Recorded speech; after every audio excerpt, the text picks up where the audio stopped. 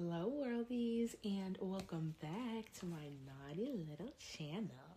I hope you guys are ready to get into some hot water today because I want to talk about a really triggering topic to some people. Today, we need to talk about what happens when people think you're supposed to have an inferiority complex and you simply choose not to. So, in regards to this topic, I specifically am going to focus on exotical women because this is where I see this occur the most. I will say if you are somebody who benefits from colorism, from texturism, from featureism, if you are somebody who is othered from the unambiguous dark skin monoracial black community, you will deal with. Oh, and sorry if you hear some things going outside my window. Like people, I don't know what they're doing right now. But I think people take it very hard on both sides of the aisle. Whether you're talking about, monoracial, monocultural, white or black, I will say that there is this difference, I think, in the self-perception that people project onto you that they expect you to have versus the self-perception that you may actually have. Oftentimes, especially I would say with the creation of the exotical community and the fact that many of us just go where we are celebrated, which since we are technically black women, don't we have the right to do that? Isn't that what the black community says black women should do? Is just go where we're celebrated? Because we do that, oftentimes, I think that we don't face the same internal script of having a victim narrative as other people will expect us to. And so I think that sometimes, we may walk around with a little bit too good of posture, a little bit too ambitious of goals, maybe a little bit too much autonomy, a little bit too much confidence for people's comfort level. I think it's very uncomfortable to some people, not everyone, but I think people who, I think they look at you as if you are supposed to feel inferior. And I think this is oftentimes people who are very different from you who are projecting this onto you because they don't understand what it's like to move through the world with ethnic ambiguity and with having a phenotype that is so celebrated and with having an amazing collective image that I think that, the image of exoticals, the only way that people could feel as though the collective image is not positive is if you have like more of a black male-centered point of view. I will say that anybody who knows anything at all about men, especially when they are in their ego or when they're not where they want to be, they want to take down a baddie. They're going for the baddest girl to try to take down, the rarest type of woman, the hardest to obtain. Some men, you see when they get access to a very beautiful woman, to a woman who's oftentimes outside of their league, you will get to see either the best or the worst of that man. And you will see the same thing amongst other women as well. When, you're coming across men and people will talk about in the media, I see a lot, especially on YouTube, I see it on TikTok. There are a lot of unambiguous dark-skinned monoracial black women who their terrible social climbing technique is to decenter black men but then replace them with centering white men and then trying to amplify the occasions where they feel like there's an exotical getting dog walked or being treated poorly. That is a coping mechanism. That is it's a bad coping method. That's a really bad way to cope with your lifestyle because being male-centered is being male-centered. No matter what type of man you're going to center, you're centering him is silly. And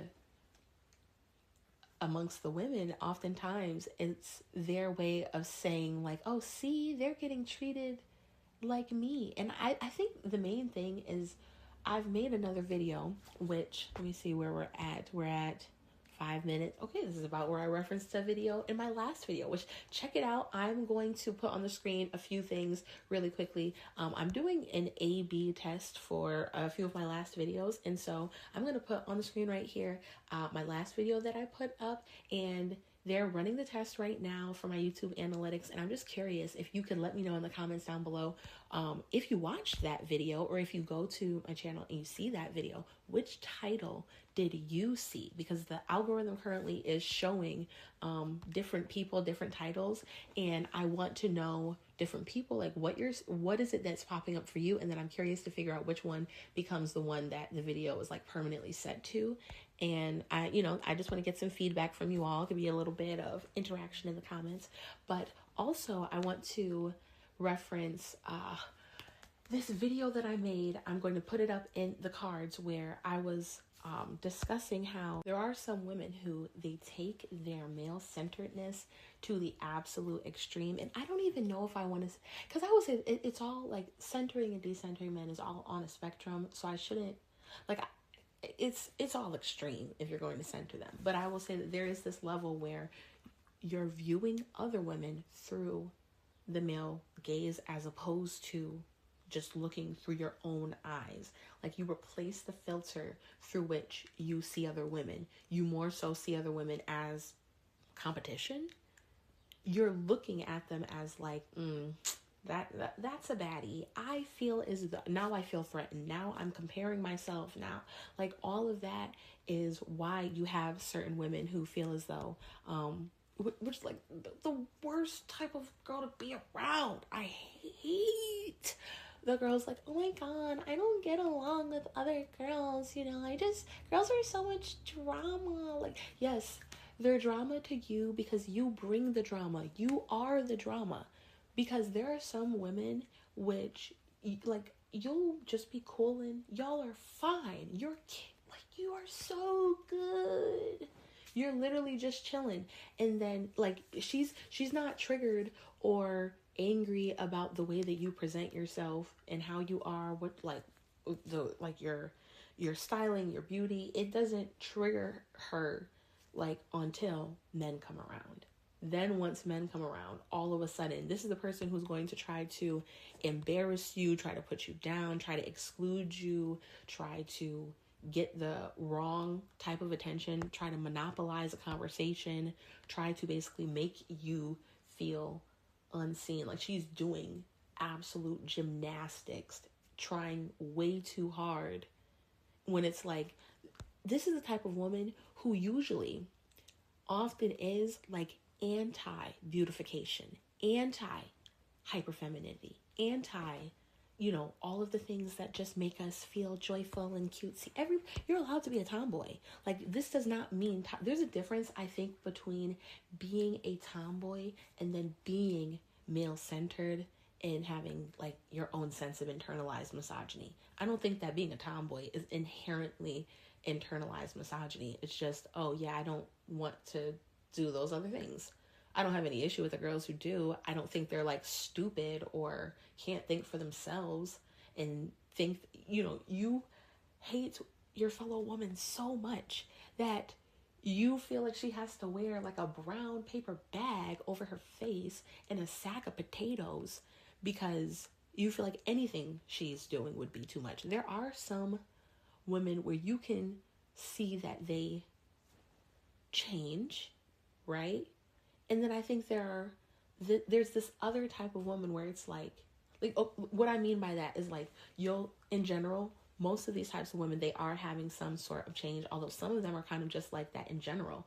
They will meet you, and because they perceive how you are seen through the male gaze, they just anticipate those situations where men will be around, and then it ends up actually playing out. But they don't like being a girl, everything about being or a woman in general. Like, I shouldn't say a girl if you're an adult, but, don't enjoy it and think it's stupid, think it's bad. And so when, like, you can have the type of girl who's like the most hyper feminine, most, happy, girly, whatever, and she might not be going out, or most of the time, because she's so happy and satisfied with herself, she's not going out to everybody else saying, oh, you need to do more, you need to do better, you need to put more effort in. And I will say, like, I have no issue with the people who are saying put more effort in if you want a certain type of result. I have no issue, like, for example, like a Shira 7 type. I don't have an issue with that, because the people that she is giving that advice to, they are coming there very specifically for, trying to get the bag. And they're, she's just saying, well, since that's your objective, this is how. And she definitely promotes herself to be more of a financial advisor than a relationship coach.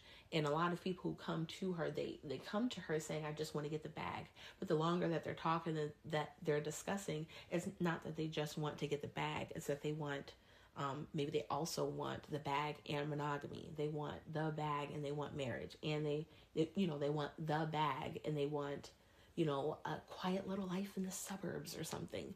It's not just that they want the bag. So the advice that she's giving, that's kind of just a tangent, but most of y'all follow what I'm saying.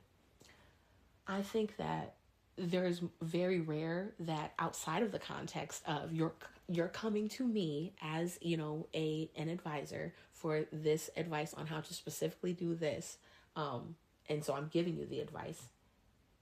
It's outside of that, you don't have usually the girls who are very high maintenance or a certain type of woman going around telling everybody else, like, hey, you need to keep up. Hey, like, I don't know. If anything, if a woman ever is like that, maybe she feels left out of mediocrity. I think that even when you are exceptional, if you're a human, you're going to feel left out sometimes. That's just a human emotion. But if you're being left out of mediocrity, then that's not really a bad thing. But I don't think that, like me, I don't inherently think that if you are a tomboy that you're like mediocre. If you don't have the same style as me, the same aesthetic as me, I don't think that that is mediocre. And I think it's very rare that a woman who kind of thinks like me cares or has the time to care or pay attention and even form that judgment on other people. I think that my mindset, especially if the person is not being weird to me or anything, I will just kind of think that, yeah, you probably just get joy out of just having your hair in a messy bun and wearing sweatpants and oversized clothes all the time. Like, maybe that's how you really feel comfortable. But most of the time, those people are nasty and they're not cool because they are not genuinely happy being like that.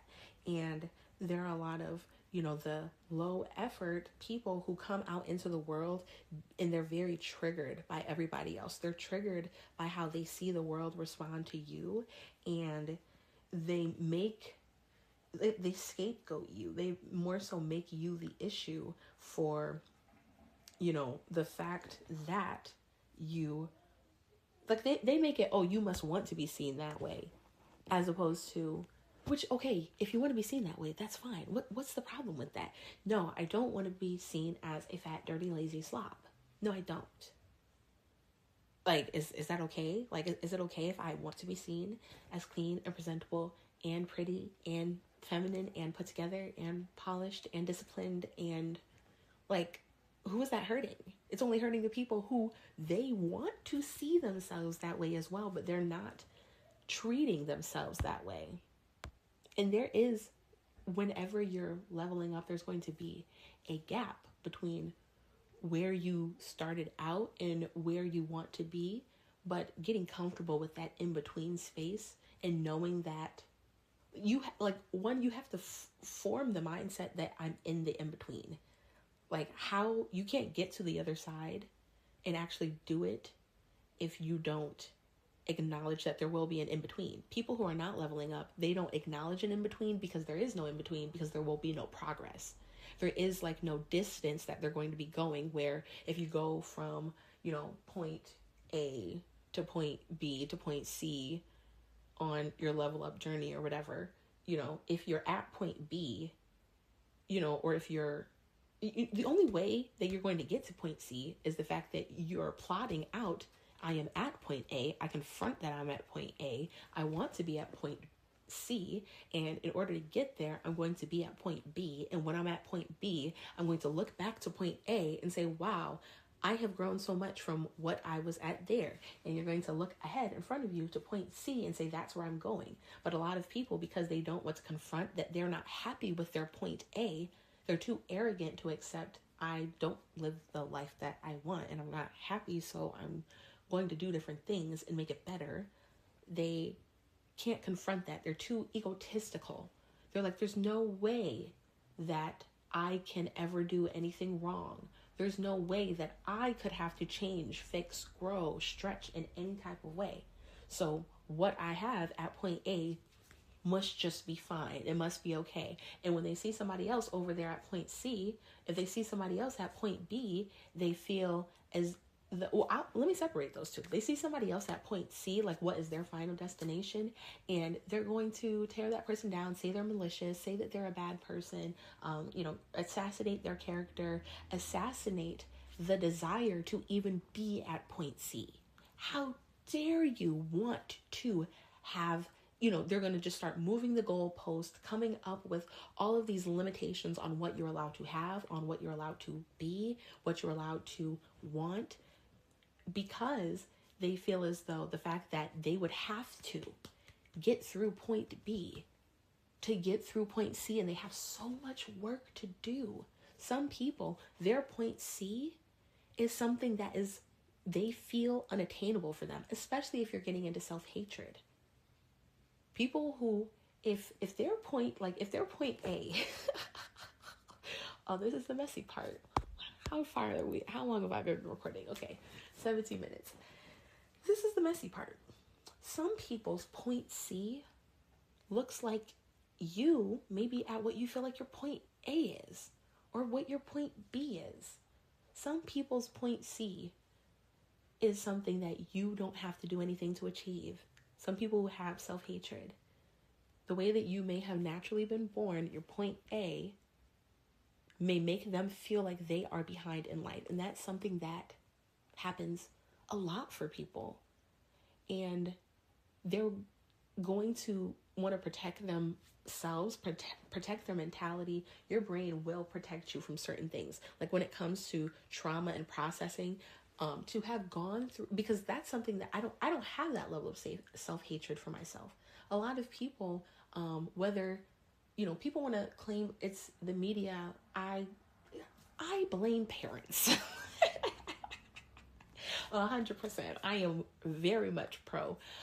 Blame the parents before you're grown, which is why I make this type of content, because I'm very much on I don't feel like you can blame your parents anymore once you're 18. So if you start finding level up content or whatever from whatever, was inherited or what was passed down to you, and you become aware that, hey, I can't blame them anymore, and you start working on your level up as soon as possible, that's literally like chef's kiss. That's so much better than everybody else who's going to continue blaming their parents for the next 10 years, the next 20 years. There are so many people who, when it comes to the self-hatred in the Black community, it's just, a long time ago, some white men. And it's it's 2026. If you hate yourself in 2026, I can't blame a white person for your self-hate anymore.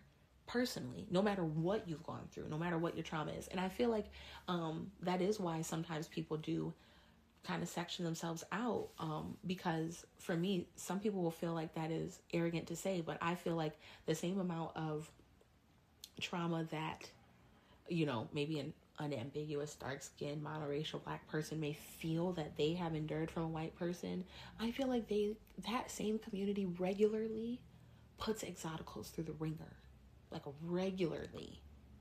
And for a lot of them, it's what they see as restorative justice. It's to them, it's well, the reason that I'm doing this. Like, they literally think of it as social justice.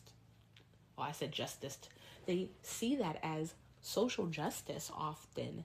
I just don't want to edit this right now. So, like, yes, I'm stumbling over my words a little bit, but I'm excited to be recording regardless. But it is not social justice to go out and then try to, knock down the next person, to have a crabs in the bucket mentality with the next person over. And that's often what you will experience, where there are people who, like I was talking about with the points, they feel like your point, their point C, like their desired point C would be your point A when it comes to self-hatred.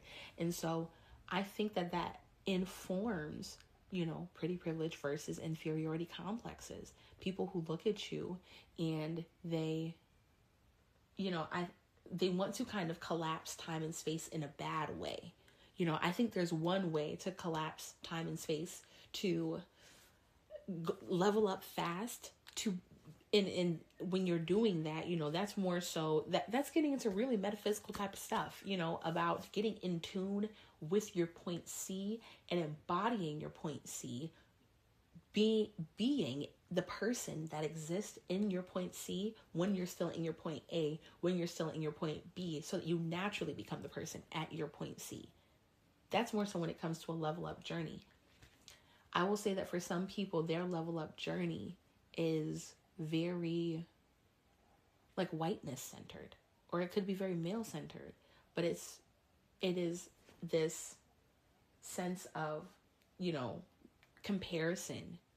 Their level up journey is just to maybe attain things that you've gotten a long time ago, things that you're used to having now.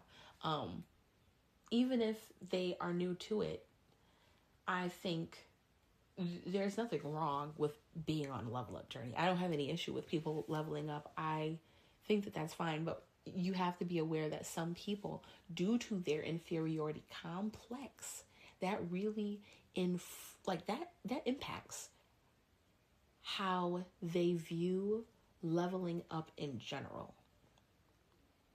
In general, they're going to feel triggered by your entire existence, by your mentality, by your habits. If you live as this is something that I've noticed in the unambiguous dark-skinned Black, monoracial community. I will say that, for example, let's take a person who is biracial. For example, Lotto is somebody that I think is a great example of this, where you see her very much so, obviously, giving all of her investment basically to the Black community.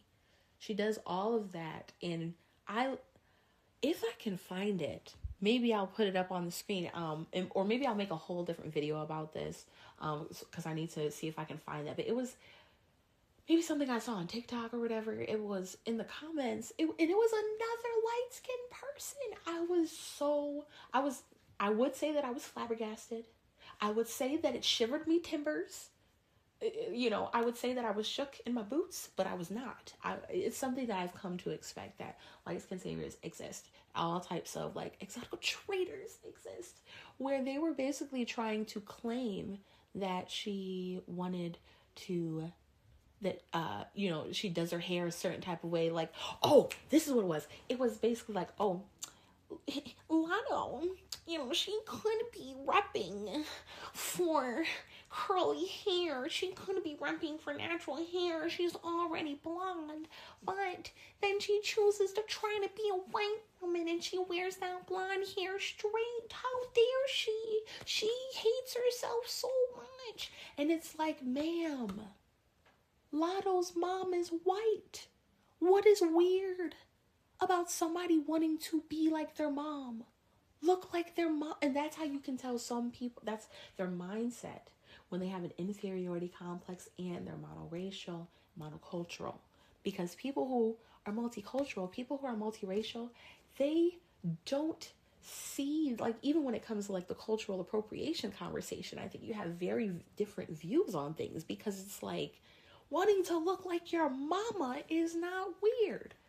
Wanting to look like your granny is not weird. Even if, the way that your granny identifies ethnically is different from how you identify or what you even are. Like, wanting to look like your family members, wanting to look like people that you already look like is not self-hate. And there are so many people who will feel like when you're an exotical, there's this very narrow box of what you're allowed to do. Because oftentimes people want you to be representing for them.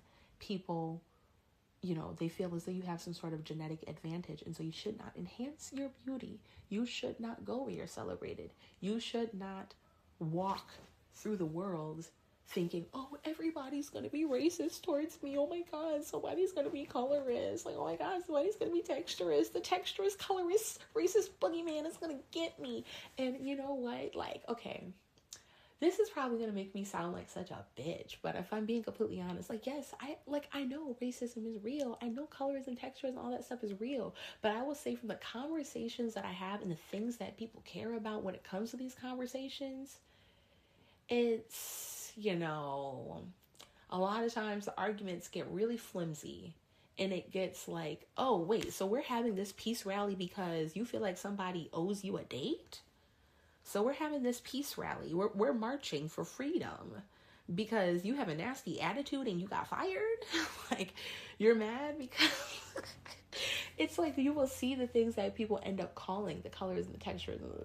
I'm marching for your right to be mean to light-skinned people and your invalidation of how they get treated based on their skin tone. I don't know. I can't really march for that. I cannot fight for that. I'm not marching for any freedom for the dumbest types of stuff. And I think that for a lot of people, they'll take that as an inferiority complex if you're not down for all of the causes. And y'all can't see. That's so funny. That's how you know that I forget that this is a faceless channel sometimes. Because my fist is in the air. I threw up the black power just now. I said, people feel like you got to be down. You got to be rocking the afro. You got to be Black Panther all the time. Or you're basically like, what? You're not in touch with who you are. A lot of people who are like that, unfortunately, because of the things that they see as progress, they end up just being really angry all the time. There are a lot of issues that they feel like they're not getting any wins on. They feel like they're not getting any progress because the things that they want as progress, and this is not to like shade the entire social justice movement or anything like that. There are people who genuinely want progress and all of that stuff. And these things can be subjective. But I think that what happens more often is that there are people who want to maintain a victim narrative. And so I think that even you can have people who may be monocultural, monoracial, from another community, who is like maybe even well-meaning, who will assume that you have a victim complex that you don't have. It will be something as simple as something happening and somebody being like, oh yeah, do you think it was racism? Or, oh, that was racism. The fuck? Like, no, I don't think that was racism. Like, I think some people just don't like me. Or I feel like, especially if you're somebody who benefits from pretty privilege and you're like, why the fuck would I think that was racism? When if you perceive certain things with this mindset of like, no, that was probably pretty punishment. I don't think that was racism, but okay. Or other things, or even just like, oh, somebody just doesn't like me or whatever it could be. If that's not the way that you go through, like if you're not running from a racist boogeyman in your head, if you're not running from a colorist boogeyman in your head, a lot of people, they will try to make it out that you're not in touch with who you really are. Because to them, who you really are is somebody, or who you should be, who they are usually, and who they would be much more comfortable if you are, is somebody who is, they kind of leave their whole life up to the fate of other people, every day when it comes to pursuing their dreams and just living, just leveling up, just existing. They're literally paranoid that somebody's going to be mean to me, and it's gotta be this thing that I can't change about myself. They choose to walk into every situation with a mindset like that. And I would say, oftentimes, sometimes it's not even racism. It could be that, it could be classism. I think so many things that people think are racism end up being classism instead. And that's just what it is. Like, and maybe that's ignorant of me to think, but that's okay. I don't mind sounding ignorant at this point in my life. I'm young enough that I have time to unignorant myself.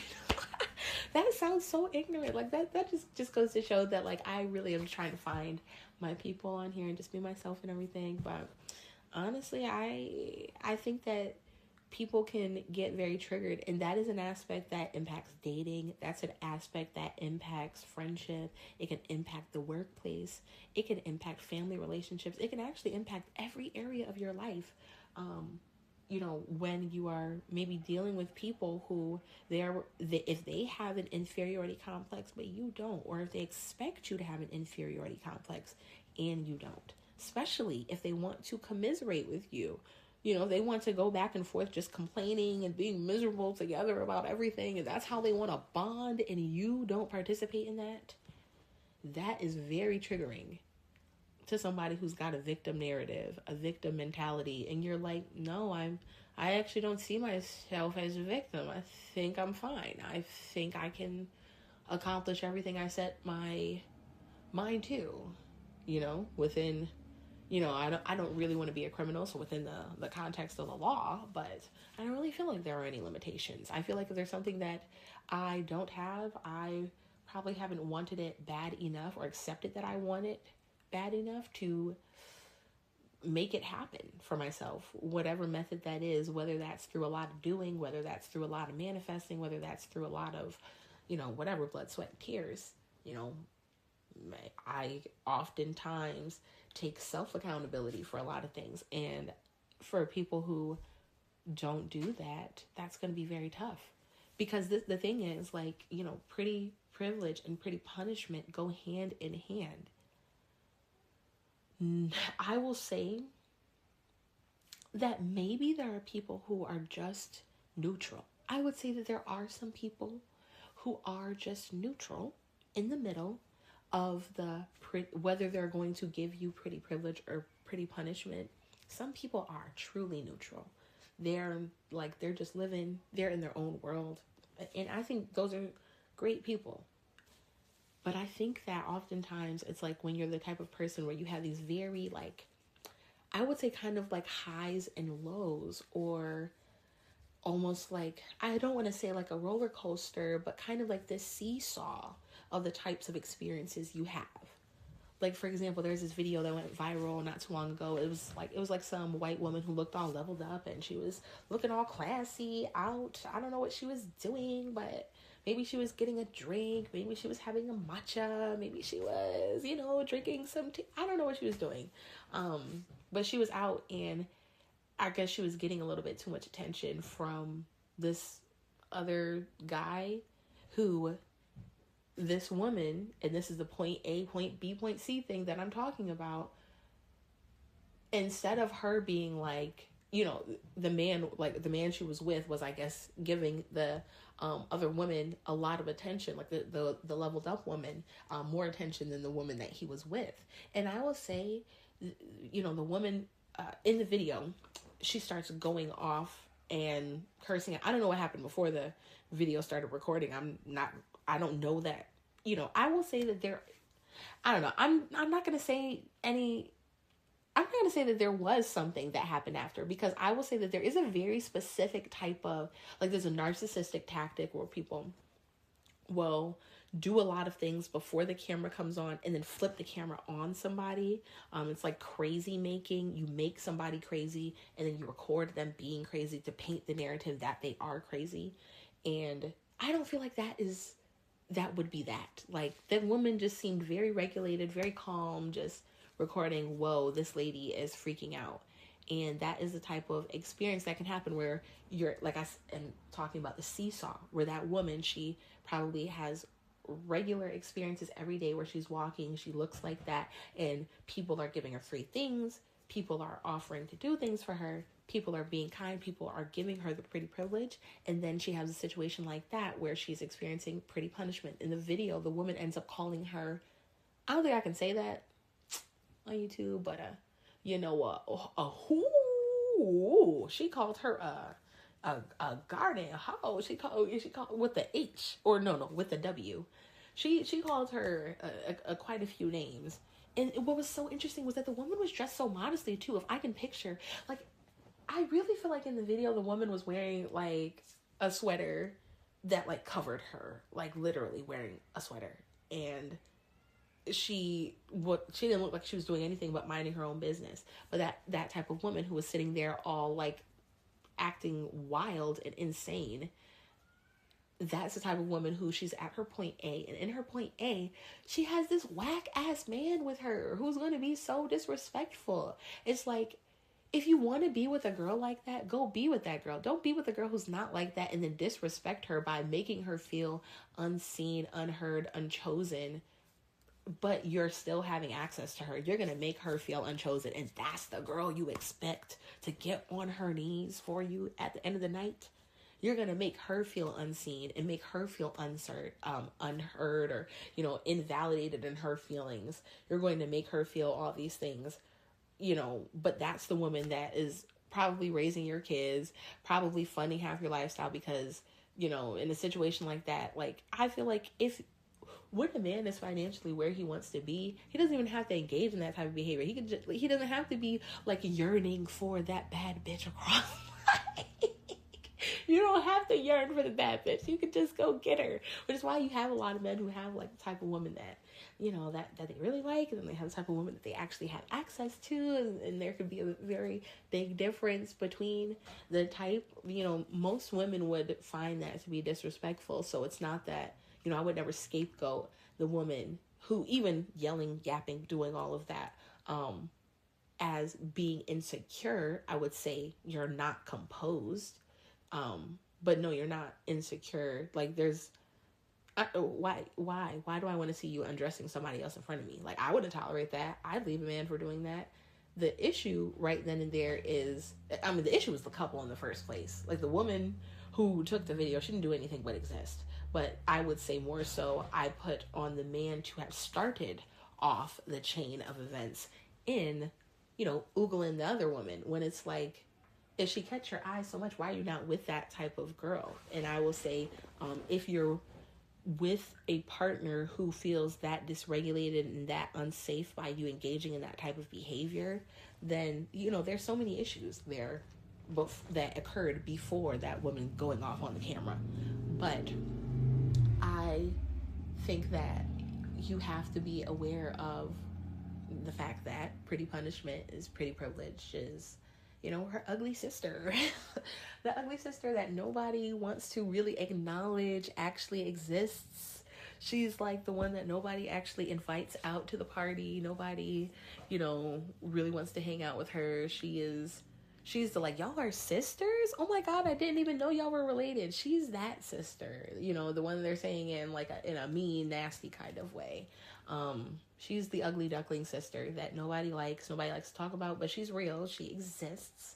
And people like to hate on pretty privilege and everything. And that's why, and when they want to hate on pretty privilege, they bring out her ugly sister. They bring out pretty punishment to be nasty. And so I think that both of those are relevant in this discussion of pretty privilege versus inferiority complex, because there's a big difference. The treatment could be the same, but the motivation behind the treatment and even your perception of the treatment can all differ. Somebody can be nasty towards you or whatever, and it could be them being nasty towards you because they're having a bad day. But if you're the type of person who has an inferiority complex, you're going to assume, oh, it's because I'm, whatever, which could be real. Like, I know that that's a real thing. I am aware that real people experience real things. I've had my experiences. People that I know have had their experiences. I'm aware that xenophobia is a real thing. Islamophobia is a real thing. Like, racism's a real thing. I'm aware of all of that. Yes, that is true. But like I'm saying, like, I think some things can be xenophobia and not racism. Some things could be Islamophobia and not racism. They could be classism and not racism. It could be, especially if you're somebody who benefits from pretty privilege, it could just be pretty punishment. It could just be their inferiority complex.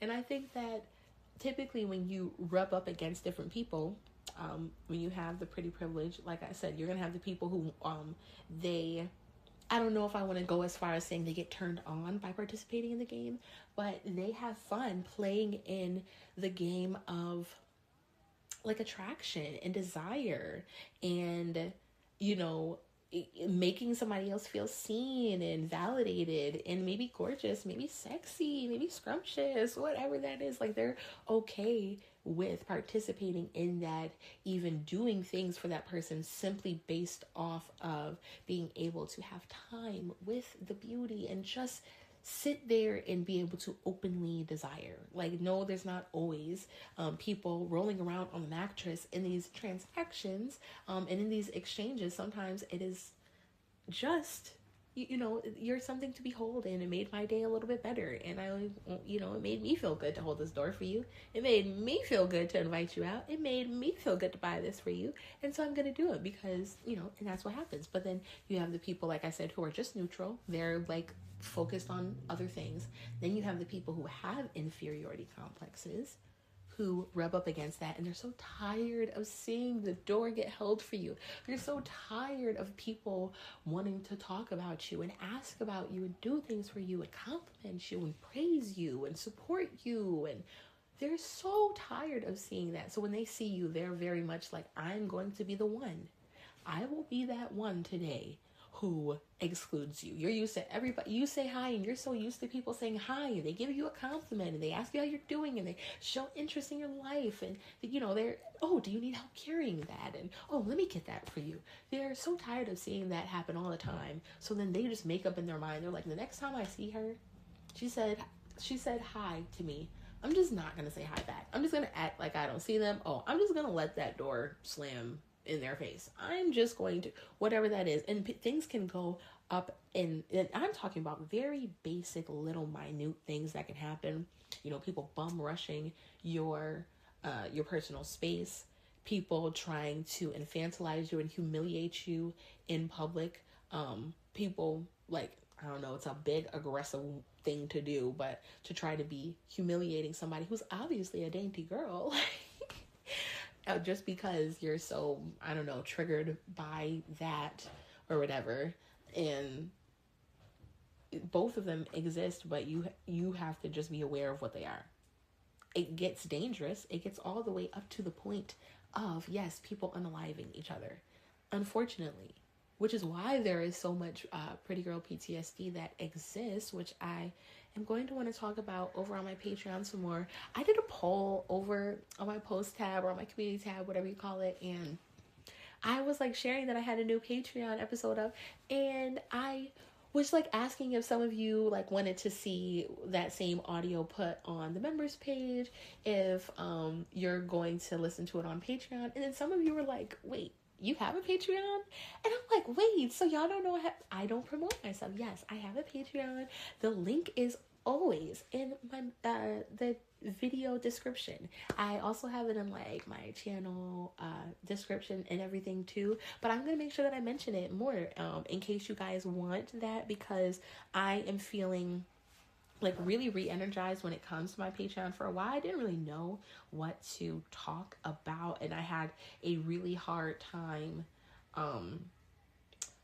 just like kind of trying to plan out like what should be for the public, what should be for the members, what should be for the Patreon. But I, especially for the Patreon, I very much know now what exactly that is going to be all about. On here, on my YouTube, I'm always talking about how there's something I don't know if I can say, or, oh, there's that. And, on there, I feel like it, especially like my most recent uploads, I'm getting into being a lot more vulnerable and talking about really hard topics, talking about things that actually make me nervous to speak about. I will say there's a different type of nervous energy that comes out when it comes to recording for my Patreon, with especially these most recent uploads and the types of ones that I want to do.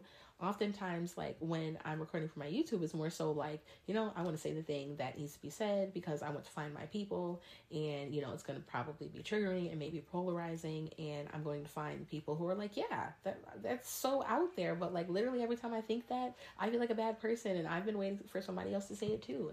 And so it's more so like, I don't want to say clickbaity type of stuff, but more so like things like that versus over on the Patreon, it's a lot more things where it's like, I'm nervous to talk about it, but not because I feel like I'm going to be very like, the stuff can get scandalous. I'm just going to say that it is quite scandalous, but it's not really so much about me feeling like I'm trying to find my people. When it comes to the Patreon, I feel like you are subscribed, or you've joined the Patreon, or the members page because you have listened to this channel and you're like, oh yeah, we are peoples. Like, you are my person.